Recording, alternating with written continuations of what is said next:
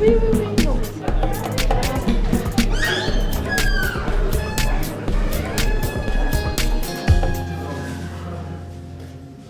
Salut à tous, je suis ravi de vous retrouver pour ce nouvel épisode.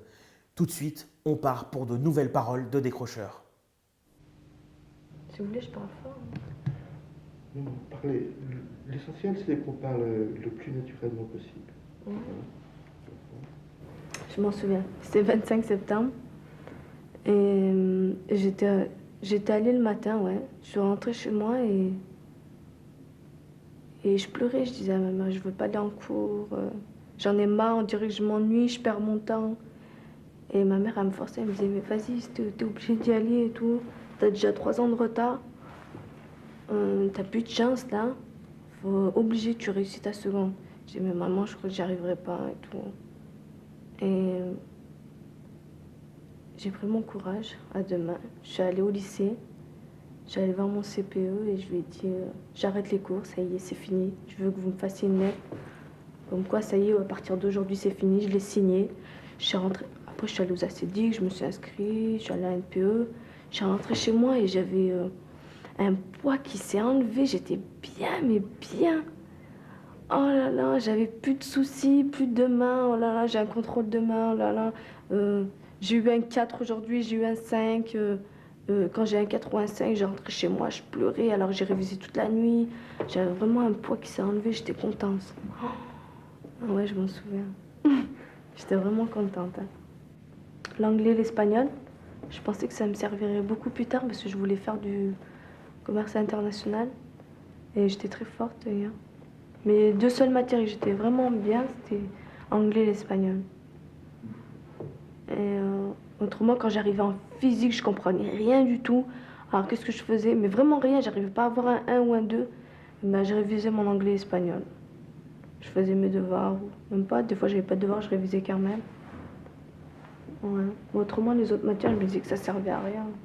La physique et tout ça. Je m'ennuyais, j'avais l'impression de perdre mon temps.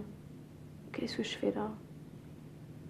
Ou alors je voulais remplacer mes cours de physique par des cours d'anglais ou des cours de sciences nat par des cours d'espagnol. Moi, quand j'arrivais en espagnol et en anglais, j'étais bien, franchement. Là, je disais, là, ça sert à quelque chose. Je perds pas mon temps en ce moment. Mais des fois, j'allais pas en physique. Hein. Je faisais sauter. Je revenais après l'heure d'après. Je sais pas un peu si je serais capable de me débrouiller seule. Parce que je suis déjà partie de chez moi. Ben, j'ai quitté l'école en septembre et je suis partie de chez moi en décembre. Je suis partie 3 semaines. Et j'arrivais pas à me débrouiller, je suis revenue. J'arrivais pas, j'étais... Vous êtes parti chez des amis Un peu partout. Copine, une autre. J'en avais marre, je suis revenue. Je me suis dit, j'attends d'avoir un travail, j'attends d'avoir une situation et après je me prends quelque chose. Parce qu'en ce moment-là, franchement, je viens de sortir de l'école, je suis un peu perdue. Je sais pas ce que je veux, je sais pas. Je sais pas.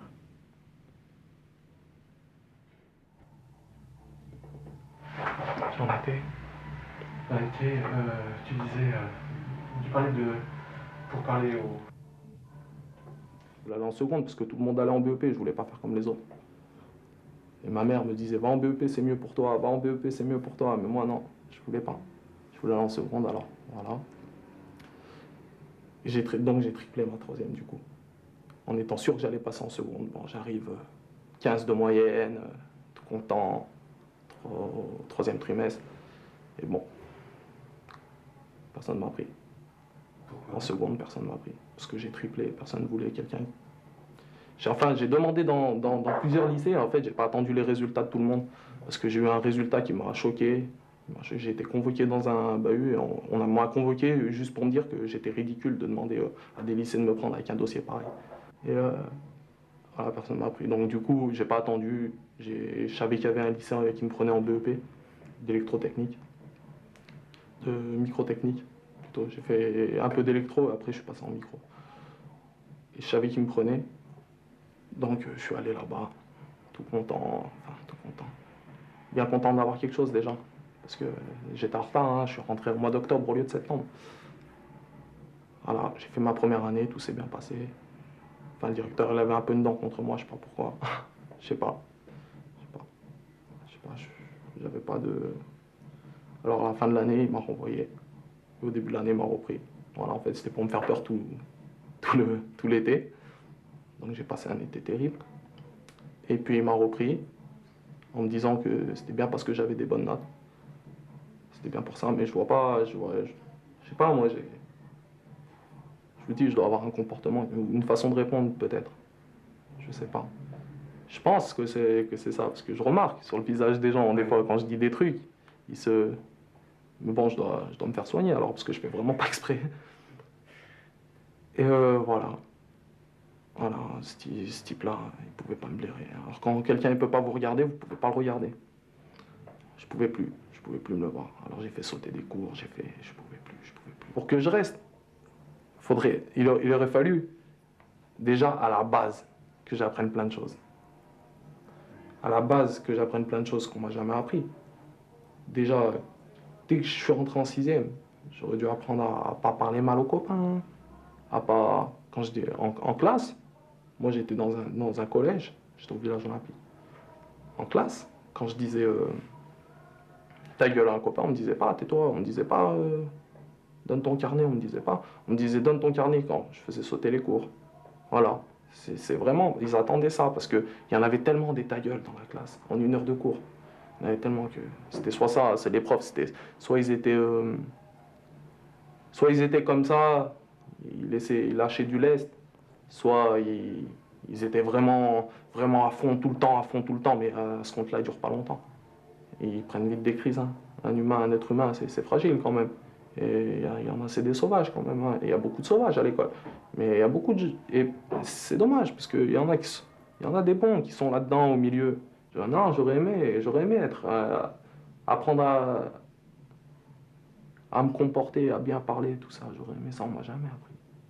Ça, on m'a jamais appris ça. On m'a appris le français, mais on m'a jamais appris à bien parler français. On m'a appris à découper une phrase en 150 triangles, rectangles et ronds et conjonctions de coordination, etc. Et j'ai jamais compris à quoi ça me servait, ça.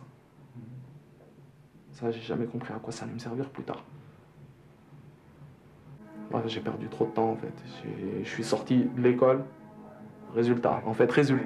Je suis sorti de l'école. À 19 ans tout rond.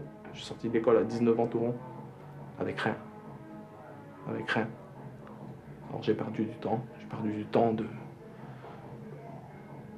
5e jusqu'à mes 19 ans. Ça veut dire à peu près 13 jusqu'à 19 ans. Voilà, j'ai perdu mon temps. On va pouvoir y aller. Est-ce qu'il fonctionne toujours? Oui. Le dernier jour, j'étais pas au lycée en fait, j'étais en stage. Et donc le stage s'est passé bien, mais ça faisait déjà en fait depuis la rentrée, depuis qu'on a commencé les cours, que je me sentais pas de continuer. Et j'ai arrêté du jour au lendemain. Je me suis pas levée le matin pour aller à mon stage. Et puis j'ai fait c'est bon, j'arrête, je vais pas me forcer, ça sert à rien, quoi. J'ai pas envie.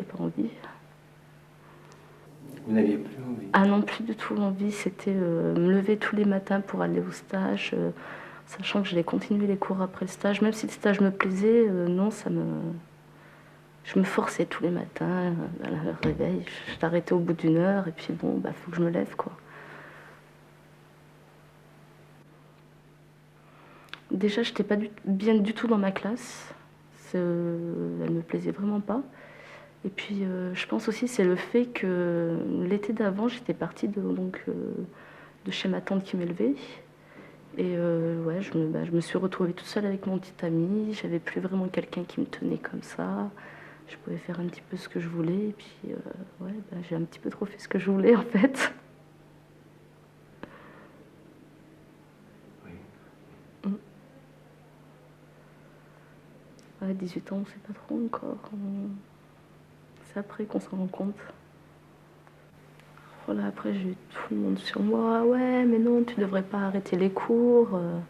Tu devrais continuer. Tout le monde, c'est-à-dire.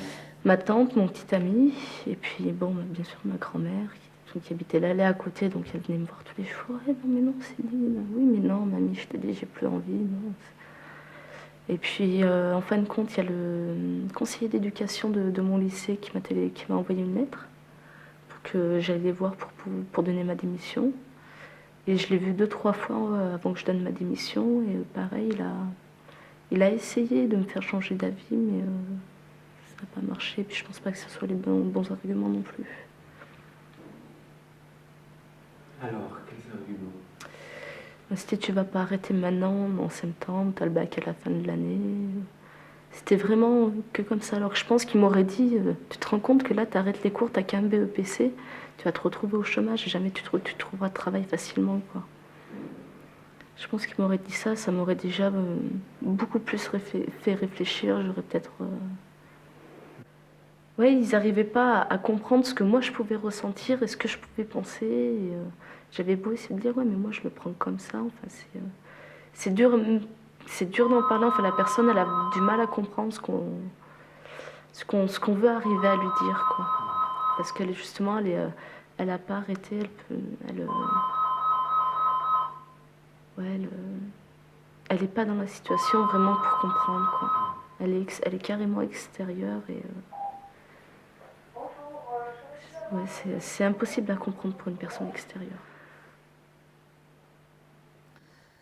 C'est notamment à partir de ces témoignages que le projet du CLEPT s'est construit, où l'accueil, la confiance et la patience viennent à bout des phobies scolaires. Rien à voir avec les expériences vécues par les jeunes que nous venons d'écouter. Un prof et une élève nous présentent le CLEPT. Je dis c'est la meilleure école du monde, quoi. Ils m'ont sauvé la vie, c'est tout. Ils m'ont vraiment sauvé la vie. Ça va être dur de partir d'ici, mais ouais, ils m'ont sauvé la vie, ouais. Ils m'ont vu grandir, ils ont vu le bien, le mal en moi, donc... Ouais, ils m'ont sauvé. Ils m'ont vraiment sauvé parce que... Ils m'ont tout appris, ils m'ont accueilli, bras ouverts. Même quand j'étais dans les pires états, ils étaient là pour moi. Donc, c'est les gens qui m'ont fait confiance du début à la fin. Donc ça, c'est très... ça fait plaisir de pouvoir compter avec des gens comme ça. Donc, j'ai rien de mal à dire. J'ai rien de mal à dire parce qu'ils sont là pour tout le monde. Et moi, c'est ça que j'apprécie dans les profs, c'est la patience. Parce que moi, je suis quelqu'un de très impatiente. Donc, ils ont une patience que c'est énorme, quoi. Et puis, voilà, c'est ma deuxième famille, ouais. C'est vraiment ce mot, c'est ma deuxième famille. C'est ma petite maison, c'est là où je me sens bien et je suis vraiment bien au CLEPT. Quand on rencontre d'autres gens, d'autres profs dans notre milieu, etc., et puis qu'on se présente, moi je ne dis plus prof de sciences nat. Alors, un certain nombre d'entre nous continuent à dire prof de maths, etc. Et à chaque fois ça m'étonne, dans le tour de table. Alors, parce que pour moi, c'est... Bon, bien sûr, je continue à avoir énormément de plaisir à enseigner les sciences, mais on est prof dans un dispositif qui a décidé de faire que ceux qui avaient loupé la marche puissent remonter dessus. Et c'est bien plus large que d'être enseignant de. Donc oui, on a changé de métier. Au CLEPT, il n'y a que des profs et pourtant on fait tourner une petite unité d'une centaine d'élèves. On assure donc la totalité des fonctions qui sont généralement dévolues à des surveillants, à une secrétaire, à un chef d'établissement, enfin bref. Et puis en plus, on s'en est rajouté des fonctions par rapport à même ce qui est réparti dans différents corps dans un établissement normal, puisqu'on s'est rajouté animateur de groupe de base, accompagnateur d'atelier, tuteur d'une façon très rapprochée. Oui, je crois vraiment que c'est un autre métier. Tout en étant fondamentalement le même, c'est-à-dire ben voilà, avoir l'envie, le souci de faire que l'école de la République ait ce qu'elle a de plus formateur, c'est-à-dire ce qu'elle permet d'acquérir comme noyau dur de la culture générale. On a ce souci-là de permettre à tous ces jeunes concassés d'y revenir et puis d'y réussir.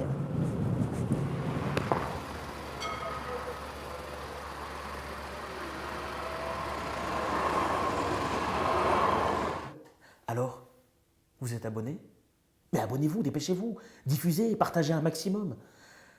La semaine prochaine, nous irons voir de plus près un cours de philo avec une classe d'embarcadère, l'équivalent d'une classe de seconde.